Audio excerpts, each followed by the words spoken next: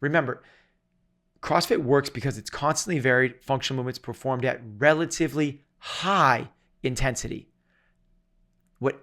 What's been mistaken from day one of CrossFit is people hear that as constant varied functional movements performed at maximal intensity.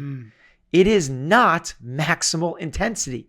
So it's not as hard as you possibly can go. That's not the way we train. That's not the way you get fitter and better. The way you get fitter and better is by training at relative to your physical and psychological tolerances. So if you're throwing up, you've exceeded that. If you're crying afterwards, if you don't want to go back, you've exceeded that. If you're sore for 7 days, you've exceeded that. So it's at high intensity. That's what gives us the potion. That's what gives us the potency. That's what gives us this amazing results from our training protocol. We are here because we know the outcomes in our lives are within our control. That taking absolute ownership of how we eat, sleep, train, think, and connect with each other is how we'll optimize our health and happiness. That chasing excellence is how we grab hold of what is possible. Our mission is to live on the run, always chasing, never stopping. Hello, Ben. Hello, Patrick. Almost every episode I want to say hello, Benjamin, but I know that's not your name. Right.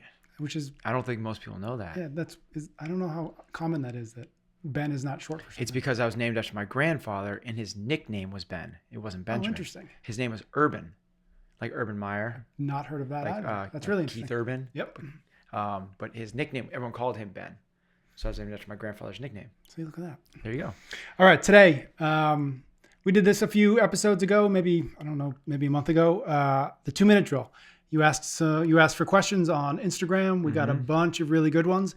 So I'm pulling questions from that round again. We will definitely ask for more questions when we run out of these, but we got a bunch of really good ones. So we're going to go through them again. 2-minute drill for those of you who are new is a handful of random questions that I ask you that you attempt to give an answer under 2 minutes. Love it.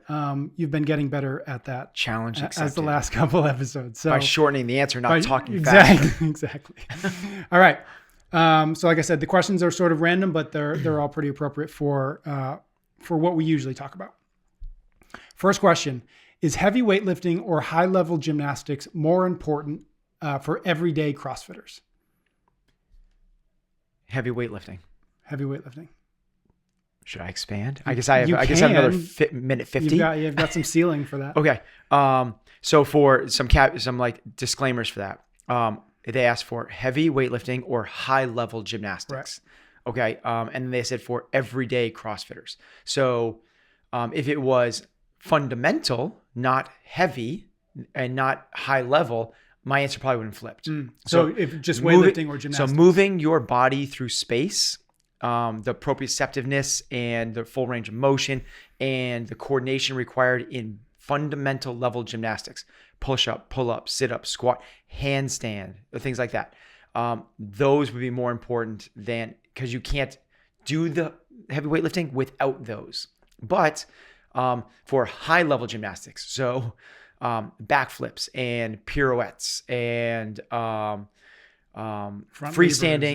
levers and freestanding handstand push-ups versus being able to, and heavy is relative, but being able to back squat 400 pounds, being able to deadlift 450, being able to press 200 pounds. I would take the strength numbers over the high level gymnastics for an everyday CrossFitter, because I believe that those transfer to everyday life better than that super high level coordination stuff. It's a really good debate though. Yeah. I'm happy to like debate that, and I probably could be convinced otherwise, but just in terms of those kind of like further defining what we're talking about, everyday CrossFitters, heavy weightlifting and high level, that would be my answer. Gotcha. Second question. I have 4 kilos to lose. So obviously this is somebody in Europe. I have 4 kilos to lose. Better to do about 9 pounds. Yeah. Better to do a strict calorie deficit or focused on balanced macros. Okay. So let's put some disclaimers for that so people understand. Strict calorie deficit means just like not eating a lot. Yep. Whereas macros for people that aren't part of the community or with that, that stands for like limiting your macronutrient numbers. So what's interesting that is the answer is going to be depends. But it depends on a couple of things. If you want to lose the weight really quickly, like just don't eat. Like you're going to lose, if you don't eat for 2 days, you're probably going to lose the 4 kilos. Like that's kind of the way that works. Now it's not super healthy and you'll probably gain it back really quick. The other kind of strange thing to this is your macros can be calorie deficit. Right. So just because you're doing macros doesn't mean that you're not doing calorie deficit. So the calorie deficit can be imparted into the macronutrient thing. So macronutrients are carbohydrates, fat, and protein. And what traditionally what a macro diet will do is give you a target number to hit for each of those. For example, a 180 pound guy might do 170 grams of protein, 200 grams of carbohydrate, and 110 grams of fat.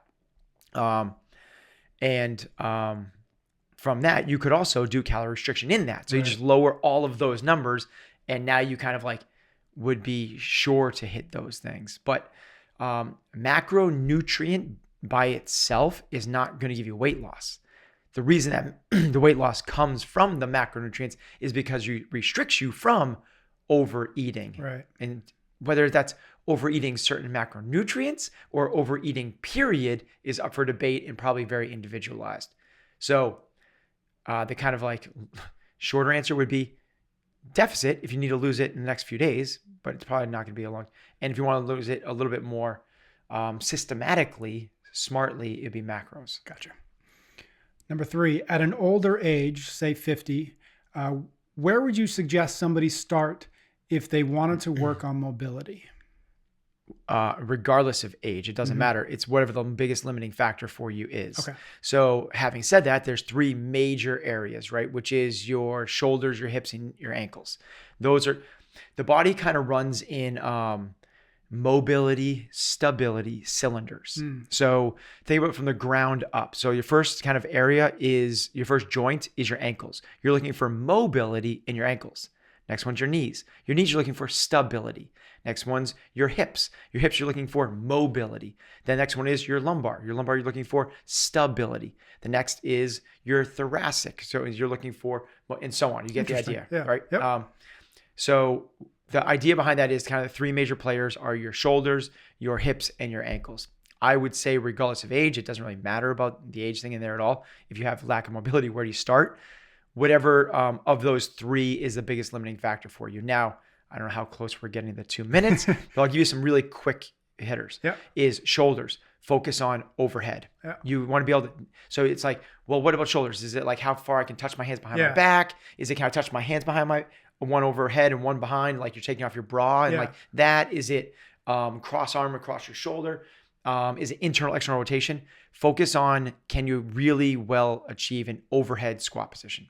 For your hips, it is, can you get ass to ankles in a squat? Can you get full depth in a squat without just regular squat width for feet? Yep. So regular air squats. So like feet outside your shoulders, toes pointed slightly out, 1 and 11 o'clock, dropping down as low as you can. If you cannot achieve below parallel, we have issues.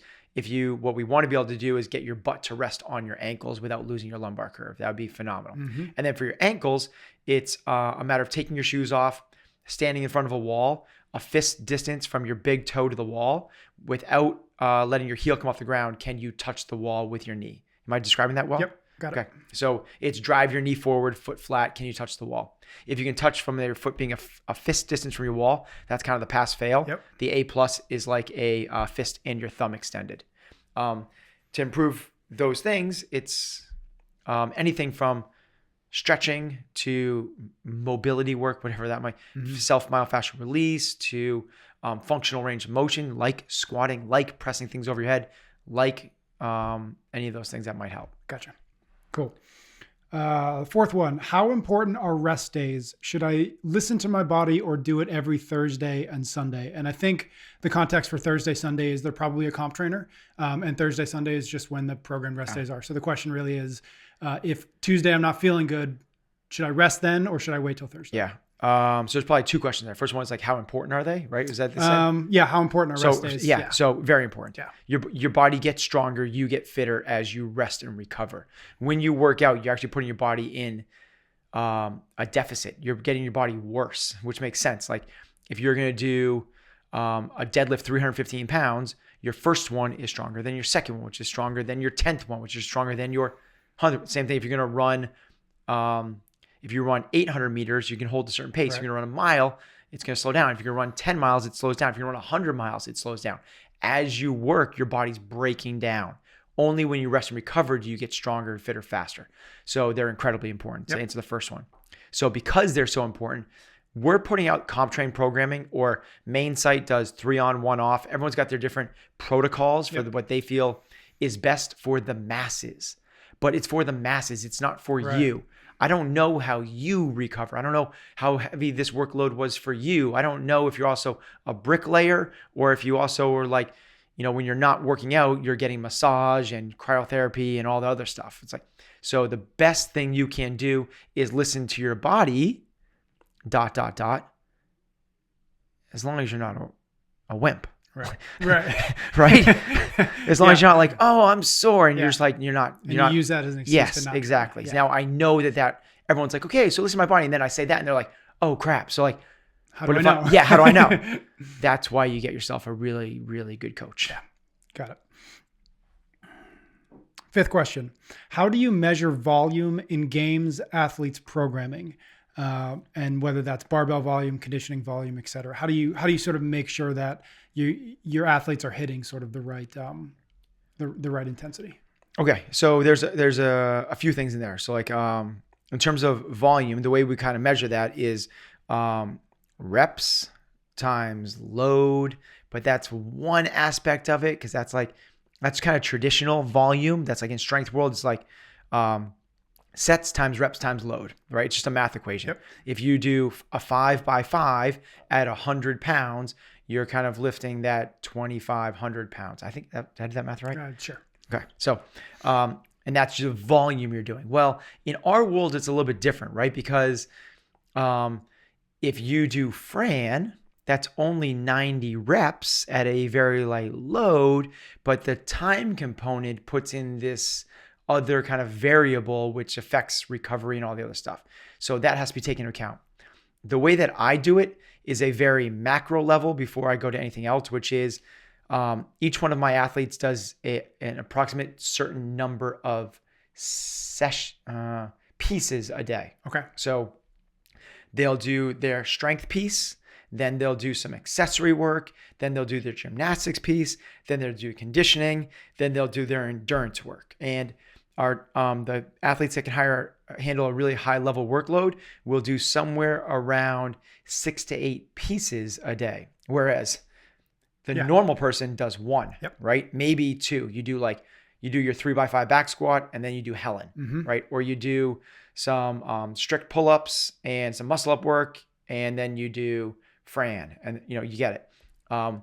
Our elite athletes in the games world are doing, more of that 6 to 8 sessions per day. A lower day would be on that 4 or 5, and the higher days are definitely more towards that 8. And I think of each of those pieces and how much are each of those pieces going to take away from the other pieces. So if we're doing something like EVA, 150 pull-ups, 2.5 miles of running, and 150 heavy kettlebell swings, that's going to take a lot out of them if that's one of the pieces, as opposed to if another piece might be like 5x5 kipping deficit handstand push-ups. Like that's just not going to take as much out of them. So you weigh and measure what is the volume, loading, rep scheme, intensity inside of each piece, and how many pieces are we doing. And together that whole thing builds out the volume protocol for the day and the week and so on. Gotcha. I feel like that could be a whole episode if we wanted it to be. That was probably over 2 minutes. That's fine. What is your opinion on training so much or so hard that you get sick? And I think the question was sort of to the classic CrossFit pukey idea of training to you. Okay. But if you took it if you think it could be taken another way. Well, if it's taken the way I thought, then it's like I don't quite get the question. So that makes way more sense. Let's go with my interpretation there. So if you're training so much that you you're training so hard that you throw up. Yeah, that's how I took the question. Okay, so it's to me it's probably one of a couple different things. First is you're like that. We see this with a lot of high schoolers and it's a nutrition issue. Their body is rejecting the food that because you, on the way after school, you stopped by the drive-through and you got your Happy Meal on the way to the gym to train. You didn't realize you're gonna be doing Tabata hill sprints. Yep. Like, okay, guess what's gonna happen? Your body's gonna be like, get this food out of me. I can't deal with this, and you're gonna throw up. So it's a nutrition issue. So fix your nutrition, both the timing of it. Don't eat within 45 minutes of your training session. If you have to because you're starving, make it something really easy digestible, like a Fuel for Fire or a banana or something like that. Or you're literally just training so hard. We don't really see this with our super high level athletes, but we see it certainly with fit people trying to push the limits. To me, that they've gone too far. So as we said, you get fitter when you recover. Well, if you put yourself in such a deficit that it takes longer for you to recover than you should, remember, CrossFit works because it's constantly varied functional movements performed at relatively high intensity. What's been mistaken from day one of CrossFit is people hear that as constant varied functional movements performed at maximal intensity. It is not maximal intensity. So it's not as hard as you possibly can go. That's not the way we train. That's not the way you get fitter and better. The way you get fitter and better is by training at relative to your physical and psychological tolerances. So if you're throwing up, you've exceeded that. If you're crying afterwards, if you don't want to go back, you've exceeded that. If you're sore for 7 days, you've exceeded that. So it's at high intensity. That's what gives us the potion. That's what gives us the potency. That's what gives us this amazing results from our training protocol.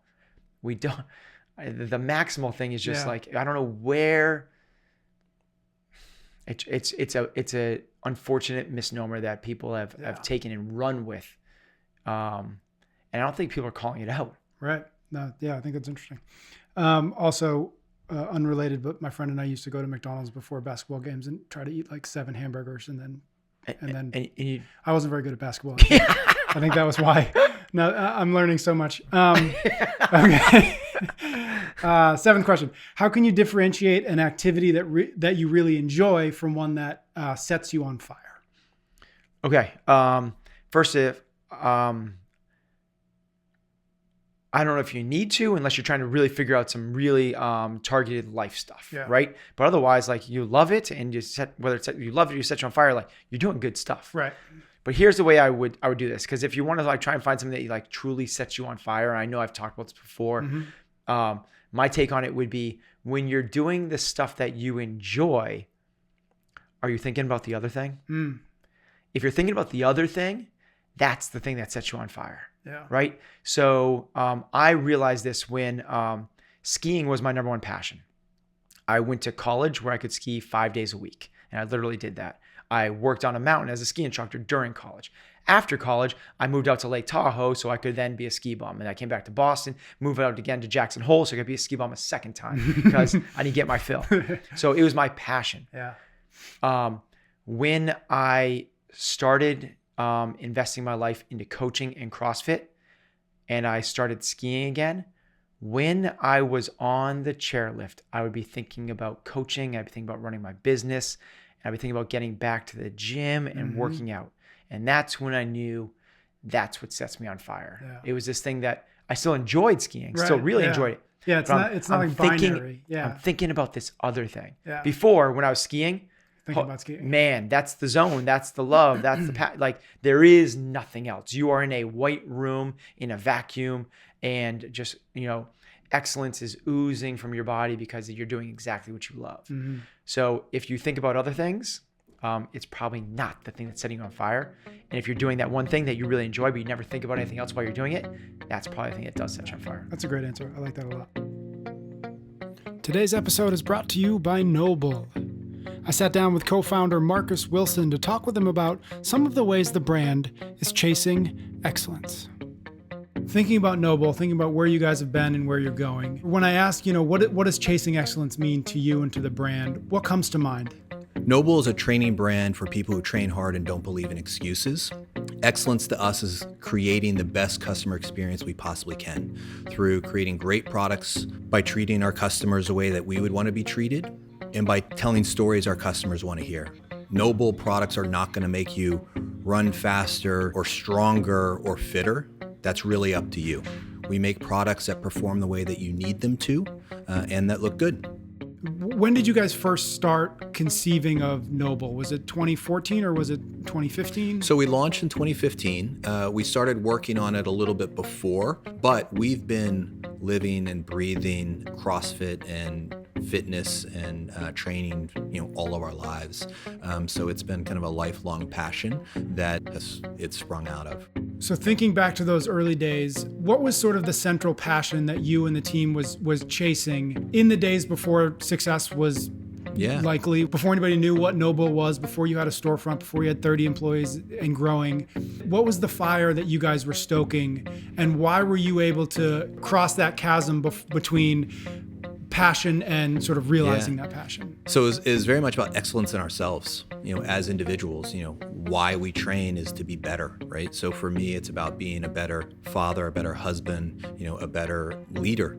And it's super important. And we encourage everybody on the team to talk about kind of their excellence and what they're trying to improve in, and we encourage it.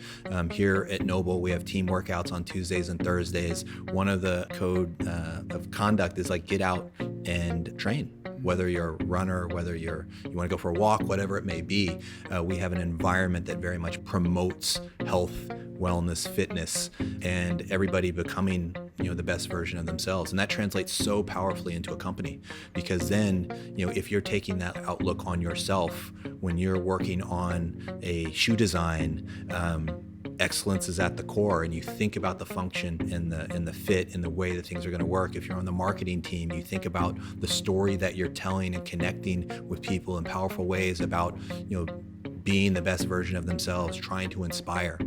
If Noble had a superpower, what would that superpower be? And then how do you think it sort of represents itself on a daily basis here? Noble does not have a superpower. And for us, it is, we know we don't know everything.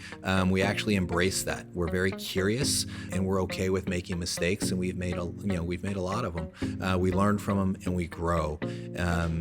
And we feel like everybody on the team kind of has that same mentality. We don't want anybody on the team who thinks they're a superhero. We want everybody on the team who recognizes that they're a work in progress, that they have room for growth, because that leads us all to better places. If you want to learn more about Noble, you can do so at nobleproject.com/chasing. 8. Do you have any advice for someone transitioning from a 6-figure high comfort job to coaching/business owner? I'm going to assume that they're opening a gym, but just that general idea from, I don't want to say cushy, but from cushy to sort of the daily grind of starting something new. Yeah, and this might surprise them. I would say, why are you doing it? Are you sure? So you're saying high earning and what do they say? Cushy comfort? Yeah. Comfort? Yep. High 6-figure comfortable job. Okay. Yeah. So lots of money and it's comfortable. Okay. So I would say just be weary of turning something that you enjoy into something that you might not enjoy. Yeah. So right now you have this comfortable thing. Maybe you don't enjoy it, but it's comfortable. Mm-hmm. And now you're I'm really passionate about working out. But you might turn that into a thing that you don't enjoy. I've seen this where you don't enjoy it that much. Now, maybe it's the type of person that's I don't like comfort. I want to be challenged. I want to be pushed. I want that, the daily grind. I want that. Okay. And so for me, that would be a different answer. But the first thing I would ask is make sure you really want to do this. It's not because you enjoy the hobby. Right. Because if that's the case, keep it the hobby. Just because you like golf doesn't mean you should own a golf course. Mm-hmm. Just because you like food doesn't mean you should open up a restaurant. Keep those joys your joys. You like going to the gym. It's your sanctuary. It's where you can get away from everything else. Right. Well, if you open a gym, that is your everything else. You don't get to get away from things anymore. Yeah. If if you have decided that this is something that you're passionate about, your life happiness kind of like resides in this. And then my suggestion would be check out Ben Bergeron's Business of Excellence seminar. For sure. I mean, I would listen to this podcast. We talk a lot about excellence. We talk a lot about how to run an affiliate. And then I would reach out and try to make it to one of the seminars. Because this is basically everything I could possibly give you for advice. That's where I give it. Yeah, for sure. The one thing that I thought about when reading that was whether it would be possible or smart to, before you change everything, change your lifestyle in such a way that you're living as though you are now running a gym and not as though your life is, high six figures in terms of just like understand what the sacrifices are going to be before you actually go and fully commit to what that life looks like. Because that to me is, I think, probably as big a challenge as anything is like transitioning from. You're talking about like from the income stream level. What is your lifestyle looks like? How, where do you live? How do it's you also live? like, if that's a really comfortable job, are you making, a really, really solid living working 9 to 5? Yep. Okay. And do you have a couple kids and you also coach soccer? Well, I think that we've talked about enough on this, but being an entrepreneur is not the 9 to 5. Right.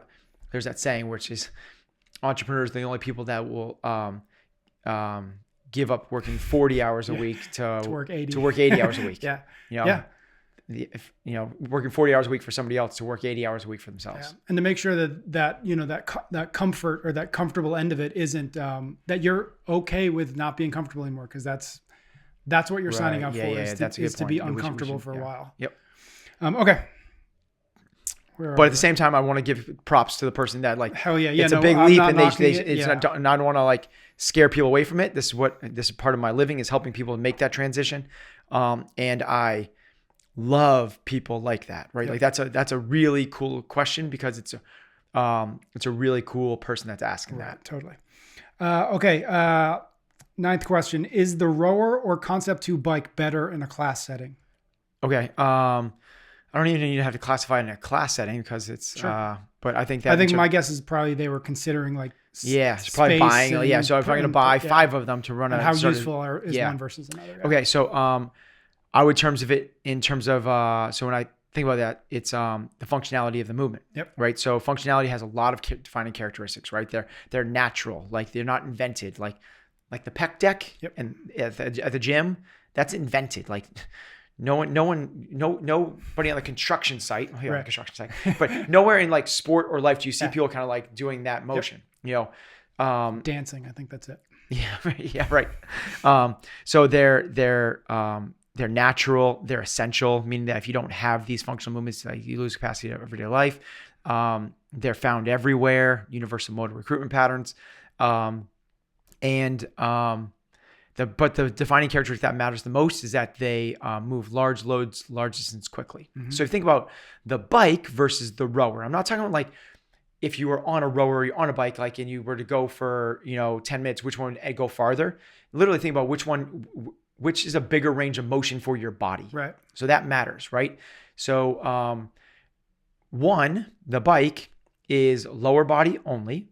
Right. And it is a very small range of motion. Mm-hmm. Now, can you produce a lot of power through that? Yeah, you can, right? But you can produce a lot of power through like little quarter squats, but we choose to do full squats because it's a bigger range of motion, more functional because of that. Whereas a rower, it's your total body, it's core to extremity, right? You're driving with your legs, then leaning back, then pulling with your arms. There's more coordination involved in rowing, where the bike is a fixed movement pattern. So what I'm getting at is one moves large loads, large distance quickly, whereas the other one does not as much. The one involves bigger range of motion than the other. One is core to extremity, where the other is only lower body. So my long answer to that is the rower is a better means to overall fitness than biking would be. Biking still has its place. Yeah. But if I had to choose one over the other, I choose the rower. Yeah. Which one is going to make you better at fitness? Which one's going to make you better at cleans and snatches and pull-ups and thrusters? And the rower will have more transferability. Yeah. Given that context, the only benefit I think that the bike seems to have is that it's much simpler in terms of movement patterns. So there's So that's another reason to, in a class not to do it. Okay. Because what you want to be able to do is teach people the right movement patterns that will translate to everyday life. Right. So if you're trying, because otherwise what we do is be like, okay, let's not do squats. Let's get leg presses. Right. Right. And it's like, right. imagine, if we had 20 leg presses in the gym. It'd be a whole different gym. Yeah. Okay. What is your snatch PR? 200 pounds. When did you do that? A lifetime ago. I probably like My 2011, 2010. Yeah. Yeah. I had a period. Mine is I think 205, and it was at this very strange period where I was doing split snatches, which is the most fun movement you could possibly do. Even if everybody looks at you like you're crazy. It's so aggressive. Yeah. It's so much fun. Yeah. Okay. 11. How do you handle negative opinions on social media? I know we've talked about that a little bit with that episode on vulnerability, but still interesting. Okay. Well, with the discussion I had with you a few weeks ago, it's changed. Or actually, I should say it changed, but you helped me reframe it even better. So if you had asked me that a year ago, I would have said, I don't know about negative comments on social media because I don't read them. Right. And I didn't read them because I didn't want some outside force to disrupt my inner peace. Right. I felt like I could control certain things. And what I figured out back then was if I have 100 comments and 99 are positive and one troll says something bad, the 99 disappear completely, and I fixate on the one for weeks, and I can't get rid of it in my head. Yep. So I was like, this is insane. So I stopped reading comments altogether. Yeah. And I did that for a long time. In my head, it's years, but I don't know what it is. Right. I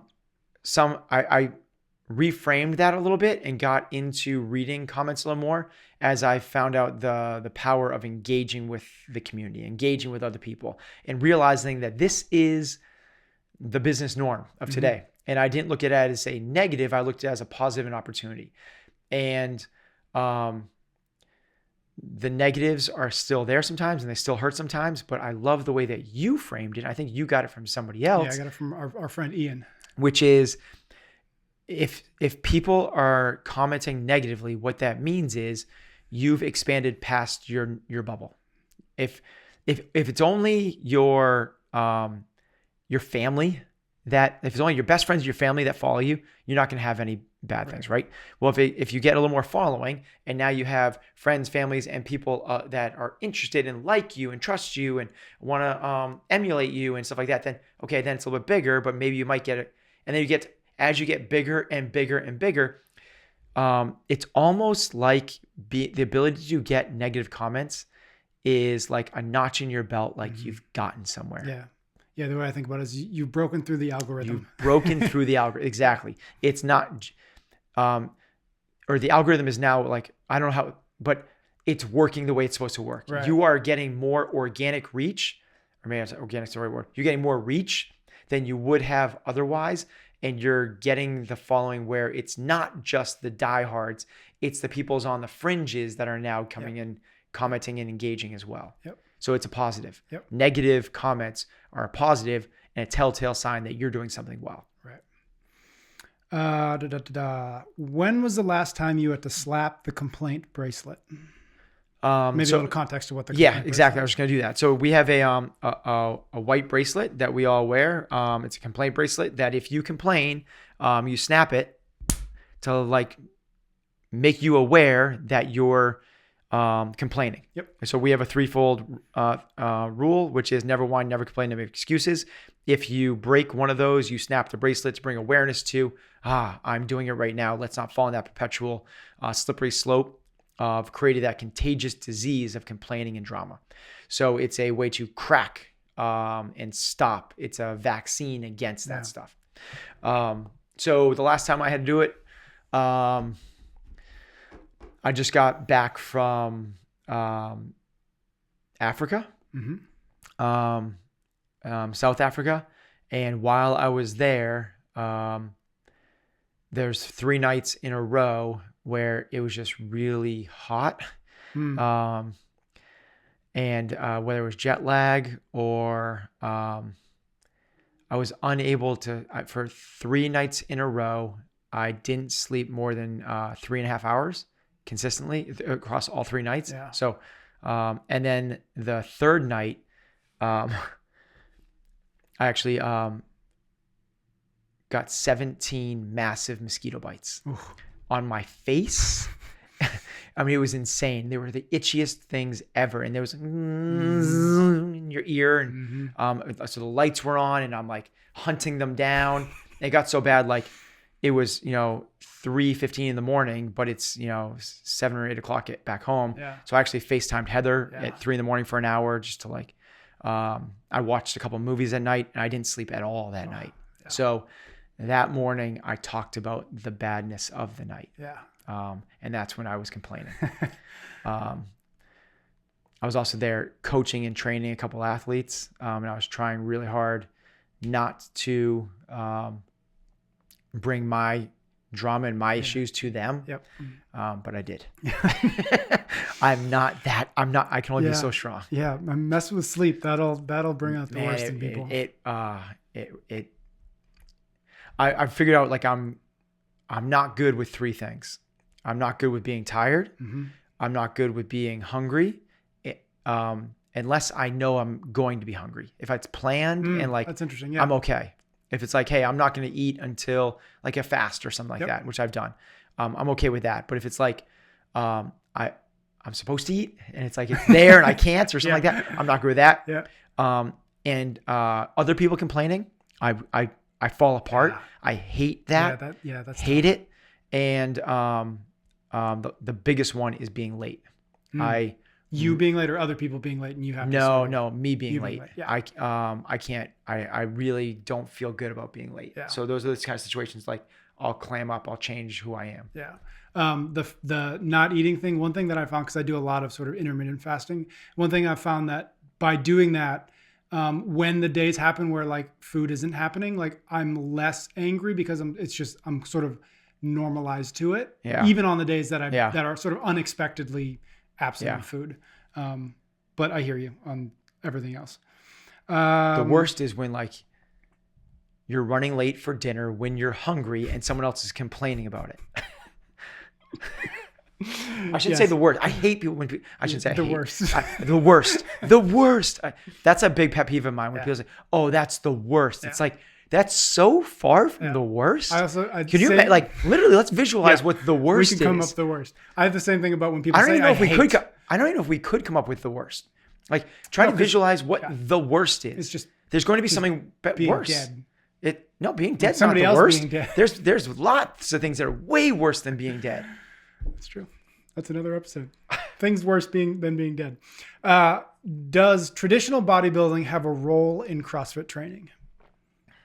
Dave Lipson would say yes. Well, so again, it's going to be it's going to be depends. Are we talking about CrossFit training for who? Right. So my answer would be yes. Like, does it have a role? Does that mean like could it have a space somewhere, anywhere? Yes. And the role it should play is if you need to. So bodybuilding, the purpose of bodybuilding is muscle hypertrophy, which is increasing the size of a muscle. So if you really have an athlete that needs to get bigger, and let's say that you have a guy. So a good example, Chris Spieler. I used to train Chris Spieler. We used to do bodybuilding stuff with Chris because Chris was. I want to say. I'm saying the number in my head, and it's so ridiculous that it can't be true. It can't feel right. It was either the 120s or 130s, and in my head, I think it was like 135 if I remember. So I think he walked around at 135. Okay. But he wouldn't weigh himself because he didn't want to get down and depressed. So he weighed himself after his last CrossFit Games, and I think he weighed 129. Whew. Think about that. So ask him to push a 500-pound sled. Like, he needs to get bigger. He needs mass. So for him, we did bodybuilding stuff. So there's definitely, is there a place for it? Absolutely. If you're looking for aesthetics, that's what bodybuilding is. I mean, the word says it. You're building your body. If there's some sort of deficiency, it can help out with creating hypertrophy around a muscle. Bigger muscles don't mean stronger muscles, but bigger muscles have the potential to be stronger muscles because there's more cross-filament fibers and all the other stuff. So there is a place for it, but it's not a place for everybody, and not everybody should be doing it. But because you're doing it doesn't mean you're doing something wrong. Right. Gotcha. Okay. Last question. As an athlete, should I split up my strength and endurance training during the day? Okay. So I need to know a little bit more information. Sure. So my first answer to that would be like, no, CrossFit is putting those two things together. That's why CrossFit works. It's not, I'm going to do my bench press and my squats and then go downstairs in the gym and jump on a treadmill for 45 minutes. Or even what other people do is Monday, Wednesday, Friday is my body part splits, and Tuesday, Thursday, Saturday is my cardio. So it's not about the thing that makes CrossFit potent and then why we get results is because we lift at high heart rates. And that's what elicits these amazing responses and this amazing physiques and everything else. So my first kind of answer would that be like, you shouldn't be splitting them up at all. Now, if you're a competitor, I get it. A competitor also does additional strength work and additional endurance work. And then if that's the where the question's coming from, then the answer would be yes. The more you can space those out, the better. The more you can space out everything, the better. So presumably because you're recovering more between each one and then. Exactly. Yeah. Yep. So kind of like imagine running 10 miles, right? And what's the quality of those miles in miles 6, 7, 8, 9, 10, as opposed to let's run 10 miles every hour on the hour, right? Yep. And now all of a sudden, like those quality goes way up. So now most people don't do that because that doesn't work in everyday life. Right. So if you have the ability to break up the training session as much as possible, you're going to get more out of that as long as you're leaving enough time for recovery on the back end. So if someone's going to do some endurance work in the morning, we're going to do an hour of intervals or 30 minutes of interval work at the track or on a air bike. And then you're going to go to work, or you're going to go to school, or you're going to go do something else. And then you're going to come back in the afternoon and do some strength work. That's better than pushing both those into like a 3-hour session. Gotcha. Okay. Awesome. That was fun. And I think we're probably a little over 2 minutes each one, but still good. Thank you. Thanks, Pat. Thank you once again to today's sponsor, Noble. Visit nobleproject.com/chasing to sign up for early access to new products.